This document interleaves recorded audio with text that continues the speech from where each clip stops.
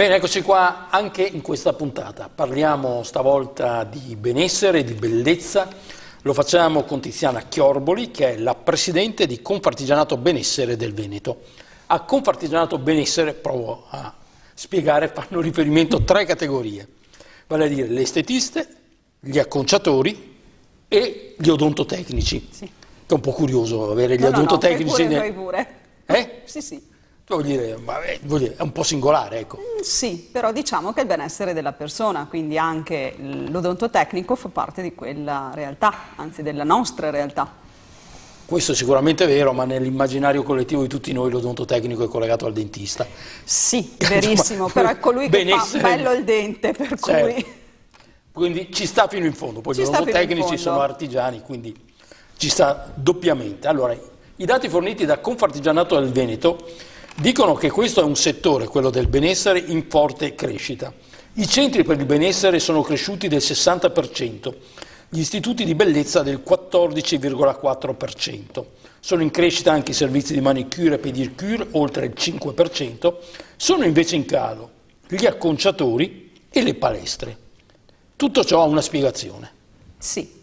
Io ovviamente dal punto di vista mio a livello regionale la vedo in questo sistema. Abbiamo appunto i centri benessere che all'interno hanno anche palestre, all'interno hanno anche acconciature, di conseguenza cercano di avere e si cerca di avere un tutt'uno e questo fa sì che abbiamo appunto i dati che ce lo confermano. Dopo, in mia considerazione, ad esempio nelle piccole realtà, nei paesi soprattutto, abbiamo queste chiusure di barbieri, come vediamo dai nostri dati Unioncamere, che hanno chiuso e anche acconciatori che hanno chiuso. Io la vedo dicendo... Sì, questo dato io lo interpreto in questo sistema. Abbiamo sì tante chiusure, ma abbiamo sì anche tanti abusivi.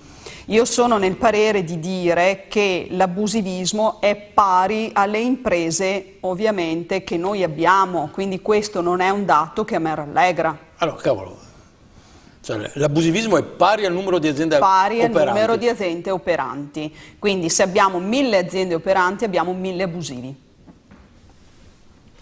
A proposito di realtà comunque del settore benessere, nel Veneto sono oltre 13.000 le aziende attive, di cui l'87%, poco più, è appunto artigiano. La provincia più bella, mettiamola così, che ci tiene di più alla bellezza, è quella di Vicenza, anzi quella di Verona, chiedo scusa, bravo. Seconda Vicenza e terza Padova. Oggi com'è che una persona si avvicina alle attività del vostro settore? Cioè, cos'è che uno si aspetta quando parliamo di benessere, quando parliamo di bellezza? Allora, quando parliamo di bellezza e benessere, io la bellezza appunto la metto sul piano di star bene. Quindi noi quando entriamo in queste realtà vogliamo stare bene, socializzare soprattutto anche con i collaboratori che ci operano addosso, perché la nostra fase di professionalità su questo punto è molto importante, saper mettere a proprio agio il cliente e saper dare. E qui ovviamente c'è la nostra professione sia per l'estetica sia per l'acconciatura e ovviamente anche l'odontotecnico. Quindi ragazzi, non è uno scherzo mettere le mani su una persona, su un corpo umano, e quindi dobbiamo anche saper agire su questo. La bellezza, per dirti, è anche un bel trucco, la bellezza è saper far bene i capelli, cioè essere più belli per l'esterno. Ora la gente ci tiene per essere in ordine ed avere anche la propria personalità, perché noi siamo in centri che studiamo anche questo.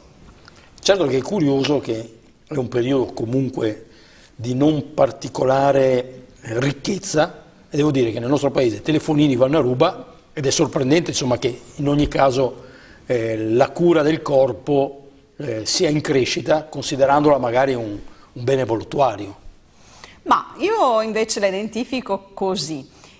Tu mi paragoni il cellulare e io dico la foto, perché con il cellulare io faccio la foto. Se io sono brutto, ovviamente brutto, cioè non abbellito, ovviamente la foto non esce come quando io esco acconciata, truccata, rilassata. Cioè una maggiore attenzione all'estetica nel senso più lato del termine. Sì. Ecco, c'è bisogno di attenzione alla professionalità nel vostro settore, vale a dire, c'è ancora bisogno di farla crescere? Certo, io dico sempre che la scuola fa crescere, la scuola ci dà la possibilità di crescere e ci insegna anche come fare a crescere, quindi la professionalità per noi è la cosa più importante perché abbiamo a che fare con il corpo umano, anche se le mani tu dici, ti metti a ridere, le hai in testa, ma l'estetista comunque le mette nel corpo, per cui l'odontotecnico in bocca. E quindi mancanza di professionalità, sinceramente, io non mi fiderei ad esempio andarmi a far mettere le mani da persone che non hanno fatto nessuna scuola, nessuna accademia, e ne abbiamo molte nel nostro settore che hanno aperto negozi senza avere la qualifica professionale perché arriviamo ai vecchi tempi. Ora fortunatamente abbiamo questa realtà che senza qualifica non riesce ad aprire negozio, però è negli ultimi anni questo, quindi io alla professionalità ci tengo al 100% con tanto di qualifica. Io quello lo chiamo il vero acconciatore, il vero estetista. Lei ha un'attività di acconciatura a Canaro, sì, paese del Polesine, paese del profondo, sì, Polesine. È un'azienda di una bottega di famiglia. Certo. Ecco, è cambiato il gusto e l'attenzione al gusto? Sì. Perché ovviamente pensando a Canaro la si vede lontano, voglio dire, dai grandi centri. Sì. Allora i mezzi di comunicazione, i social network, in qualche maniera influiscono sul gusto delle persone? Io vedo che è così, perché quando tu pubblicizzi qualcosa, soprattutto diciamo il Facebook che va tantissimo, ti dicono voglio la stessa cosa, cioè voglio quelle sfumature, io adesso sto parlando di capelli, sì, quindi, certo. Sì, e quindi questo fa sì che ci sia appunto il media e quindi fa anche cambiamento nel nostro paese. Nel nostro paese io ovviamente sono molto orgogliosa di essere nata, vissuta e soprattutto ci lavoro e sono molto affezionata alla mia gente perché mi vuole bene e ci collaboro e propongo anch'io il cambiamento alla mia gente perché sono una persona che a me piace far sì che il mio cliente sia alla moda. Cos'è a proposito che oggi va di moda? Oggi abbiamo delle stupende sfumature nei colori, li vede anche attraverso i miei capelli perché comunque non è un rosso normale ma abbiamo delle sfumature e poi stiamo lanciando il riccio perché il riccio dà fascino comunque alla donna e anche il capello lungo che è un'altra cosa che la donna è più sexy, di conseguenza abbiamo questa tendenza per appunto l'autunno-inverno. Ecco, all'operatrice del settore bellezza invece, cosa pensa dei colori pastello per i capelli? Tipo, oggi va un po' di moda, vedo delle signore con i capelli, anche dei maschi, capelli azzurri, verdi. Allora, se io lo guardo attentamente, mi dà questa sensazione, se lei mi parla anche con un psicologo, è farsi notare. Cioè io sinceramente quello non lo classifico moda, io classifico la persona che comunque vuole farsi notare perché vuole farsi vedere. La moda a casa mia è comunque quella che noi vediamo in tutte le TV, in tutti i giornali, è la bellezza. La donna deve essere, sia l'uomo anche, deve creare fascino, quindi il sobrio. Il sobrio non è il verde, non è il rosa e non è il rosso. Quindi le persone con cui si fanno queste realtà nei capelli non è perché siano alla moda. Io ho 45 anni, quando ho iniziato a fare appunto l'accademia andavano non di moda, andavano i colori punk. Questi sono i colori punk che arrivano da Londra, arrivano dall'Inghilterra tantissimi anni fa e li stiamo riprendendo ora. Però onestamente non è moda perché l'abbiamo già vista. La moda è colui che mi dice ho la mia personalità, studio il mio volto, studio la mia persona e sto bene così.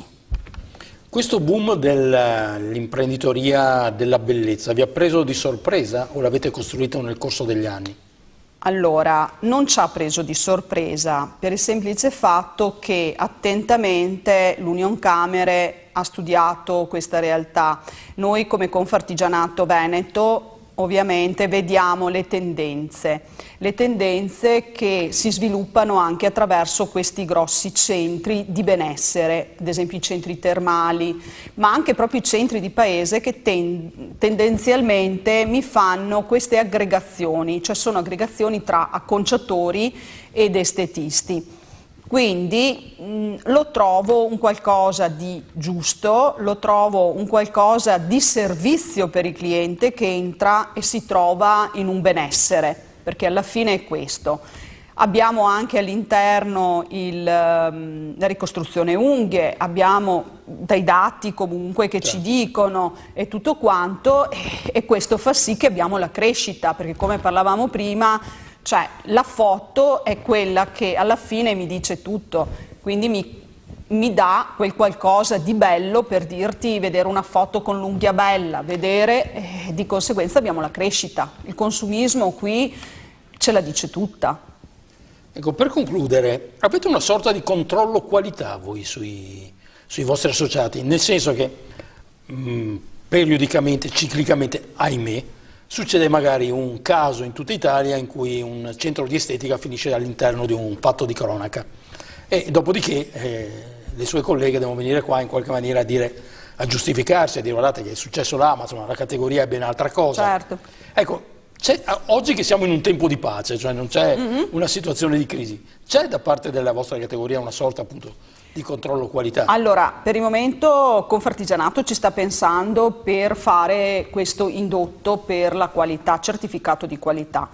Noi a livello non siamo ancora, diciamo, in via definitiva per questa cosa. Ci si identifica, come dicevo prima, chi ha la qualifica e chi no, perché colui che ha la qualifica sia nella conciatura che sia nell'estetica e appunto negli odontotecnici, certi casi non succedono, perché sappiamo perfettamente come gestire le realtà, perché abbiamo in mano anche, ad esempio, gli acconciatori hanno in mano chimica, e se non hai ovviamente la base, la chimica non la puoi conoscere e lì succedono il caos. Ecco che mi collego con lei, una persona mi può andare a pronto soccorso se un colore è sbagliato. Certo, ma senza pensare a cosa così grave. Insomma, esatto. Magari no, io sto facendo gli rovini i capelli, insomma, in maniera più... non solo i capelli, ma parliamo di cuoio capelluto. E quindi, insomma, comunque prestare sempre attenzione alla professionalità. Certo, certo. Lei è Tiziana Chiorboli ed è la presidente di Confartigianato Benessere del Veneto, che ricordiamo è un settore in forte espansione, due dati la dicono lunga, più 60% nei centri del benessere, più 14% abbondante per gli istituti di bellezza. Buon lavoro. Arrivederci. A voi alla prossima.